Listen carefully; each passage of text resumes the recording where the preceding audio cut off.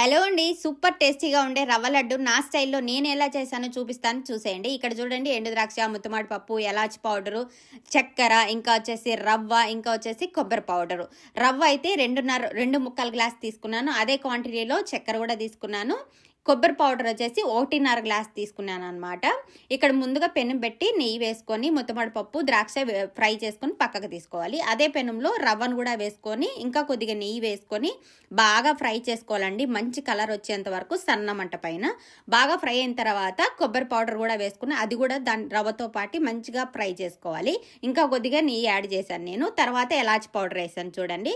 Elaichi powder నేను చక్కెర వేసి మిక్సీ పట్టాను అనమాట. బాగా మంచి పౌడర్ లాగా వస్తుందని చెప్పేసి.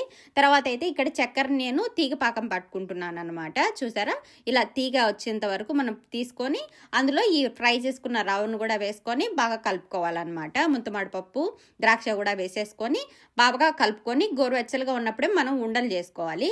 కానీ నేను ఇది చేసేటప్పుడు కోయిట వాళ్ళు పని చెప్పారండి. ఇంకా అది పక్కన పడేసి వెళ్ళిపోయాను. అదేమైందంటే పౌడర్ లాగా అయిపోయింది అన్నమాట. మళ్ళీ రవ్వలాగా వచ్చేసింది. తర్వాత నేను పాలు కాంచి వేసాను. ఏమైందంటే జార్ అయిపోయింది. తర్వాత నేనేం చేశాను, ఇంకా అంత హెల్తీగా టేస్టీగా ఉండడానికి కాజు పౌడర్ వేసేసాను అనమాట. ముత్తమాడి పప్పు ఫ్రై చేసేసి మిక్సీ పట్టేసి వేసాను అనమాట. తర్వాత ఉండలు చుట్టుకున్నాను. సూపర్ టేస్టీగా రవ్వ లడ్డు అయితే కుదిరిందండి.